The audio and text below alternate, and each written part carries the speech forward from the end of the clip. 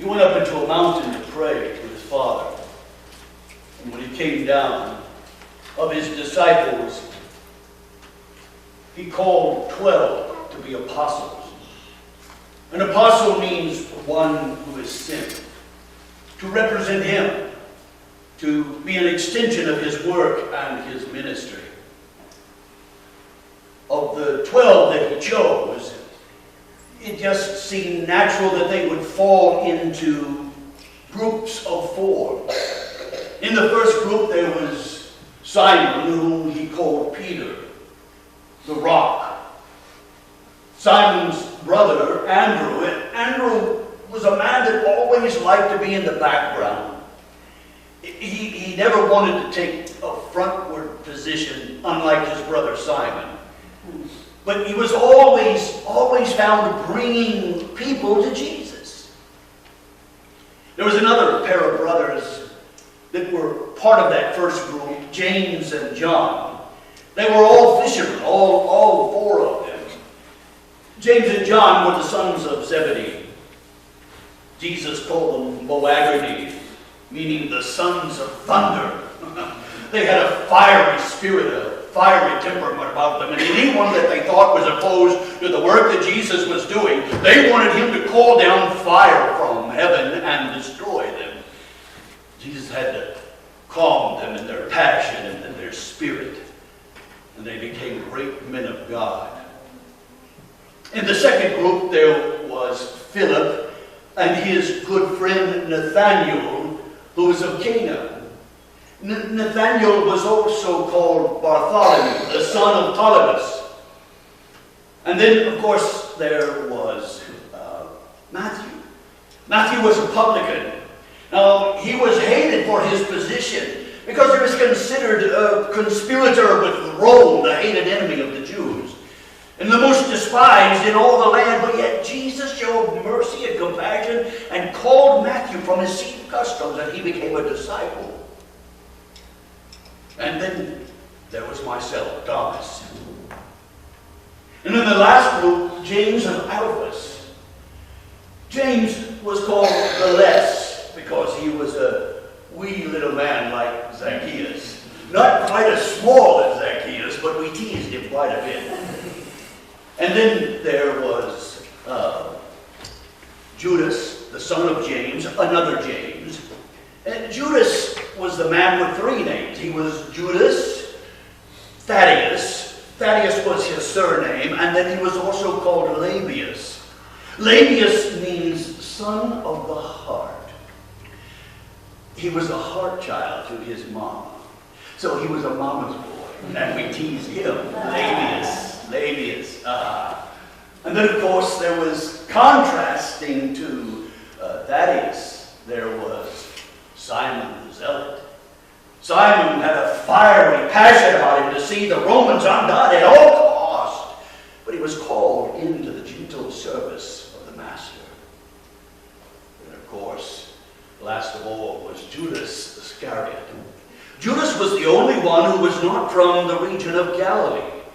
He was from Judea. Judas was the one who betrayed our Master. Well, I've been often called Doubting Thomas. That's wrong.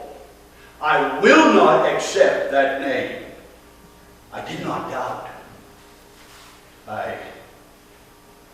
I will admit I was quite negative. I will admit that I was a worrywart. Anything that I thought was not out of sorts, I stewed and just brooded over it. I always saw everything with a dark rain cloud hanging over it. I was anxious most of the time that things wouldn't go right. I had a sense of dread about me almost at all times. But I did not doubt.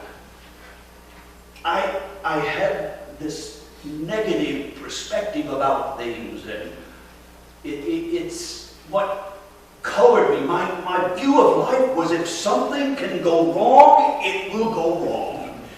I was the kind kind of person, if you took me out and showed me a beautiful meadow with trees and flowers and green grass, I'd see the cow patties.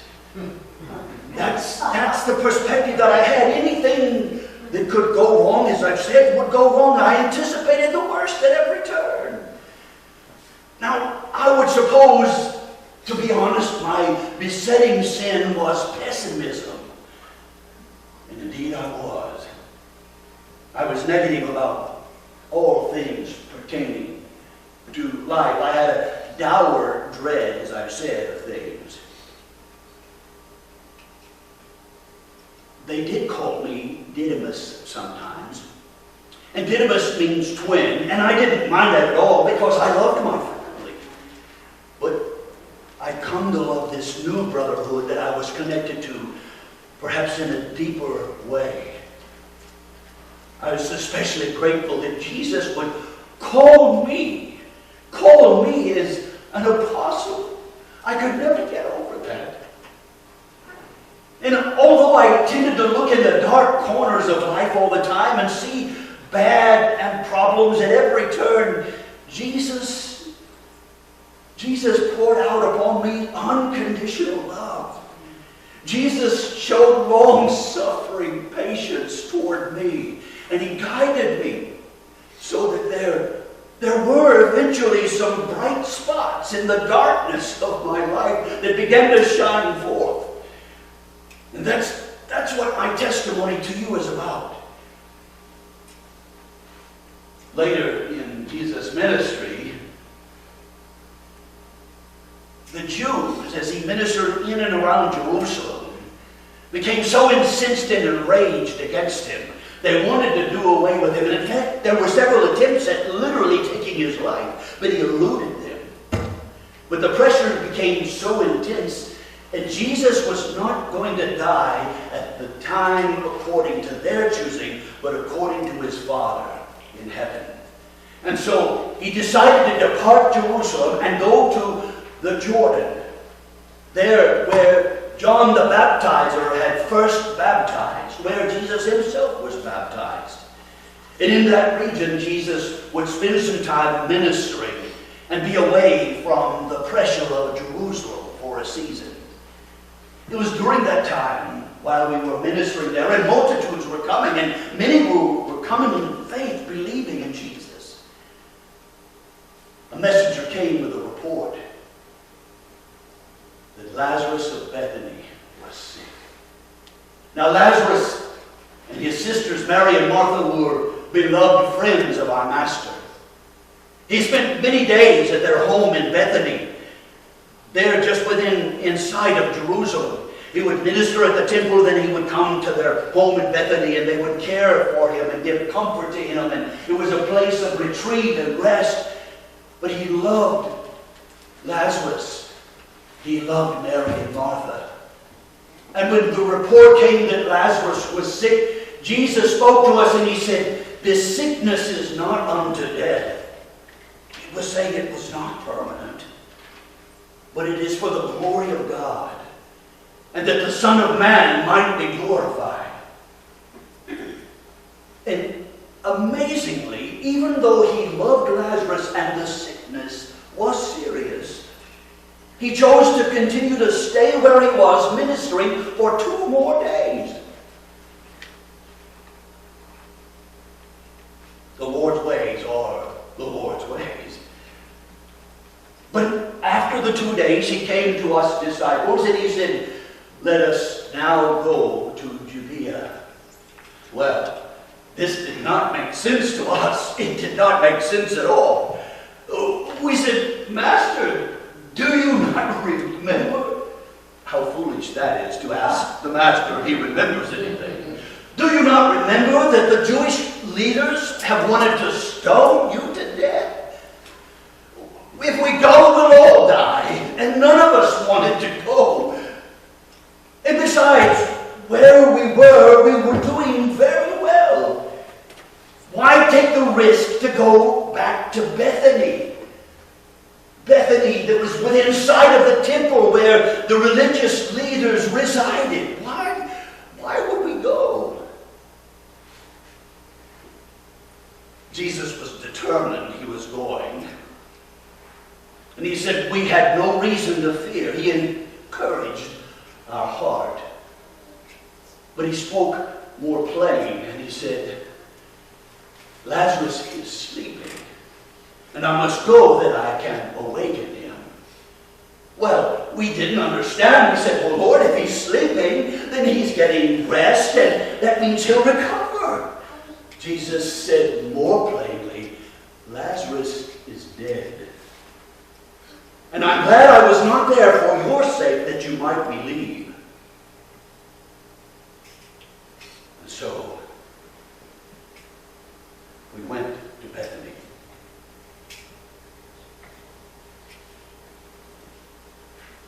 Now, as Jesus had made this statement to us, that's where my pessimism came through. He was already determined, it was already decided. He had given us his reasons.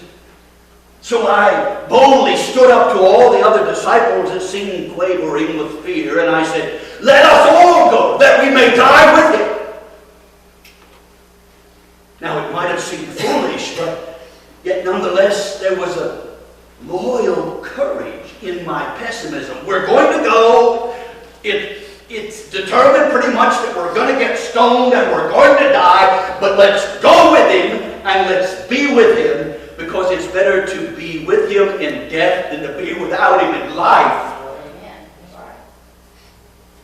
And so my loyalty, my devotion, my love poured forth in those foolish words.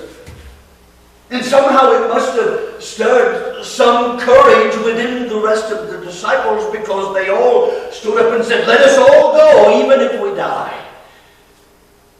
And we went to Bethany. Well, there was much grieving because of the loss and the death of Lazarus. He'd already been buried in the tomb. He had been in the tomb for 4 days. Jesus encouraged Mary and Martha. He reminded them, do you not believe your brother will live again? And they said, well, yes, in the resurrection. He said, I am the resurrection and the life.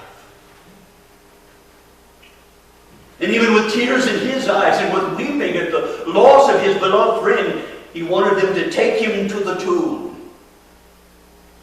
Well, again, my pessimism came through. Well, that stone is so big, I doubt it'll get moved. Well, there were men there to move the stone. Jesus had them roll it away. I agreed with Martha when Martha said, well, Lord, by this time he stinketh. I said, well, yes, he's already decomposing. I'd already had a negative viewpoint. There's not much hope here that I could see. And then, even when the miracle came forth and he called him out of that tomb, Lazarus come forth, and he came forth alive. And what rejoicing there was when he was unwrapped from those grave clothes and Lazarus was a living being once more. But I just thought, well, he's going to die again. Oh, I had many lessons to learn. I had a long way to go with my master. Later, when it was very clear that he was going to be leaving us, he had told us on numerous occasions that he was going to die, that he would die as a sacrifice. Although we did not want to hear that or receive it, and the heaviness weighed upon our souls, he wanted to spend the last Passover with us, so we went to the upper room, and we gathered together with Jesus in that upper room. And he saw the grief of our heart, and he saw the frailty of our flesh. We didn't even take the time to wash each other's feet as we entered in, and he himself bowed before us and took the form of a servant and washed our dirty feet, giving us another lesson as a servant. But he spoke words to us to encourage us, our heart. He said, let not your heart be troubled. You believe in God, believe also in me. In my Father's house are many rooms. If it were not so, I would have told you. And I go to prepare a place for you, that where I am, there you may be also. And if I go to prepare a place, there you may be. And he said, you know the way, and you know where I'm going. Well, I said, Lord, we don't know where you're going. Lord, we don't understand. We don't know the way. And he looked at me, although he was speaking to all of us, and he said, I am the way. You don't have to worry about finding the way. You don't have to worry about the direction. Look to me. I am the way, the truth, and the life. The answers are with him.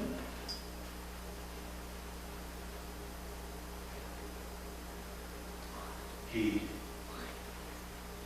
brought comfort to our heart, but in the end, my worst fears were realized when my master was taken with cruel hands and crucified on a Roman cross,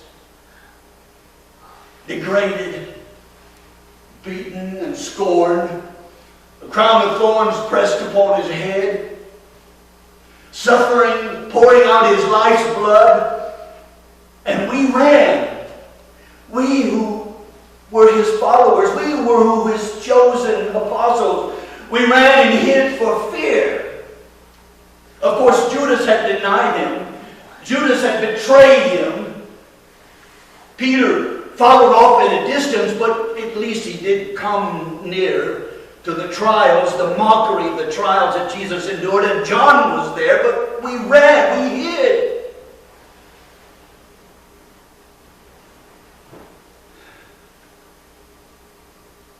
They buried him in a tomb. That was the end of it. That was it. Somehow we didn't understand. We didn't grasp that he said he would live again, that he would rise. We didn't comprehend those words. We heard them perhaps, but they didn't settle into our brain, into our heart, into our life. And it was the end. It was over. As far as I could see, there was no more hope.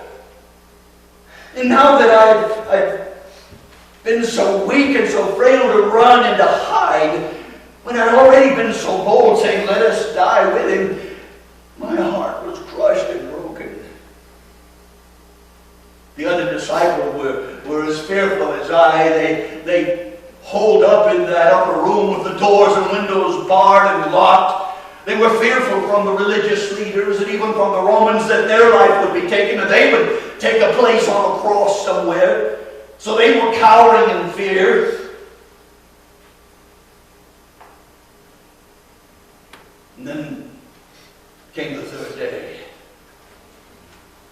And Mary, first in the tomb, found that it was empty and that he had arisen. And she encountered the living Lord. And she ran and told the disciples. Well, they would not believe her. Then later in the day, two on the road to Emmaus encountered the living Christ, and they ran and told the disciples, and they didn't believe them either. Don't be so hard on me for doubting. They didn't believe as well. And they were gathered there, shuddering in the upper room. But I was not with them. I couldn't be there. My heart wouldn't let me. Some people have to deal with their grief in solitude, and that's the way that I was. I didn't want to have conversation with anybody. I didn't want to see anybody. I couldn't believe this was happening. I didn't see any hope in the answer. I didn't know how to deal with this. I didn't know how to cope with all that was happening. My heart was crushed and broken, and I was at an end to myself, and I didn't want to be there. But they were there, and Jesus appeared in their midst, alive. And at first, thinking him a ghost, he calmed them and he said, peace, peace. And he held out his nail-scarred hands to show them that it was indeed him. He who had died on the cross was now living and standing before them. He showed them the wound in his side. You can imagine how filled with joy they were. Well, all throughout the week I would see see a disciple at this place or that place, and they came together in groups and pairs, and they came, Thomas, he is alive, we've seen him. Thomas, he appeared in the room. He came through locked doors. He just miraculously was manifest in our presence.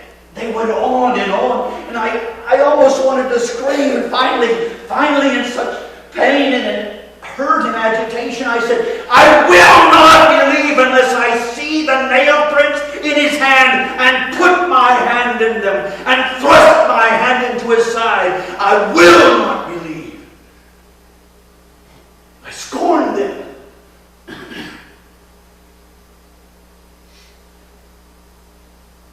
But they kept dealing with me.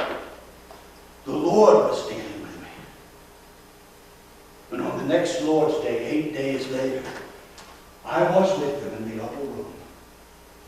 I don't know what I expected. I didn't know what to think.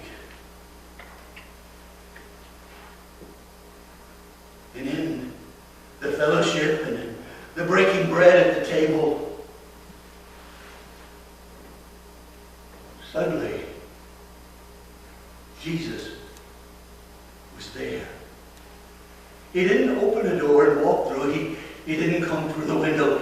He just was suddenly there, right there in front of me. He was right there, and he walked right over to me. He walked right over to me, and he said, Thomas. He said my name. Thomas, reach forth your hands. Reach forth your hands and put them in my wounds. Put your finger in the nail hole, Thomas. Thrust your hand deep into the wound of my side. And believe. Believe. Oh, what compassion. To deal with me in my despair, in my darkness, in my unbelief. He ministered so graciously to me, but he dealt with the real issue of my heart. And when I saw my Lord standing there with nail-pierced hands and a riven side, and the glorious light of life radiating from his eyes, I cried out, oh, my Lord and my God! My Lord and my God! He was there. God manifesting life for me. He said, blessed are those who have not seen but will believe. You see, many have lived and have not seen what I or the other apostles have seen, but they believe because grace was granted to them to believe the truth of God's word and the testimony of we who have seen. And their hearts have been opened by the Spirit of God to embrace that life into their hearts, to deal with the darkness and the emptiness of their soul. Those that do have doubt, those that are unbelieving, those that have questions and don't have answers, those that have pain and have no resolve to that pain, those who have loneliness and hurt and discomfort. He comes to them and he gives a special blessing for those who have not seen but yet believe. Because we come to him not by sight but by faith. And he stands with those nail-pierced hands, the living Lord, with arms outstretched to receive any of you who will come. To take away the hurt and the pain and the discouragement of the emptiness of your life. Let him speak peace to your frailty, your pain,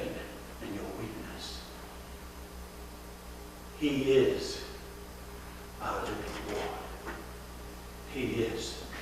My